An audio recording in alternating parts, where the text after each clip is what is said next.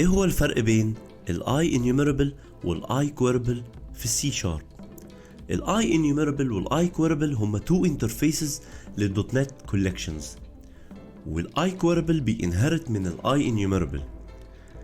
الاي انيوميرابل والاي كويربل هما بيعملوا نفس الحاجات مع اختلاف حاجة واحدة الاي كويربل بيعملها والاي انيوميرابل مش بيعملها. تعالوا مع بعض نشوف ايه الفرق ما بينهم بالتفصيل. I learned Code Academy for online courses.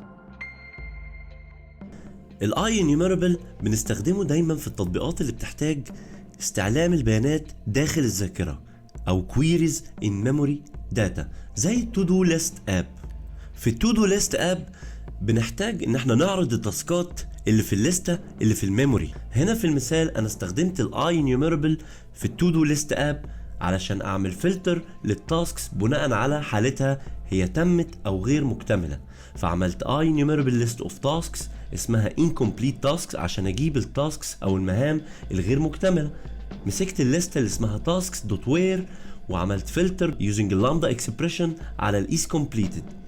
طيب يبقى انا الاي انيوميرابل استخدمها لو انا ما بتعاملش مع داتابيز، بتعامل مع داتا ان ميموري. الاي كويربل بستخدمها لو انا بتعامل مع داتابيز، بعمل كويري اوت اوف ميموري داتا ستور. يبقى الاي كويربل بستخدمها في الابليكيشنز اللي بتعامل فيها مع داتابيز او قاعدة بيانات، مثال زي الاي كوميرس ويب سايتس. في الاي كوميرس ويب سايتس انا بستعلم عن المنتجات بناء على عدة فلترز بشكل دايناميك. هنا الاي كويربل بيبدأ ان هو يحول لي الكويري بتاعي لجمل سيلكت تتنفذ على الداتابيز.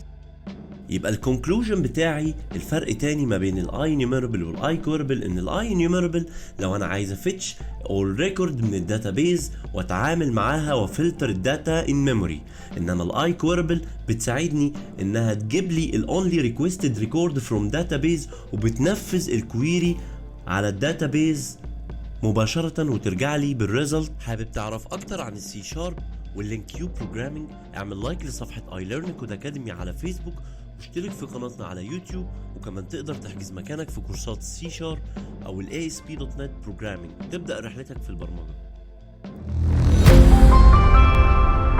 I learned Code Academy for online courses.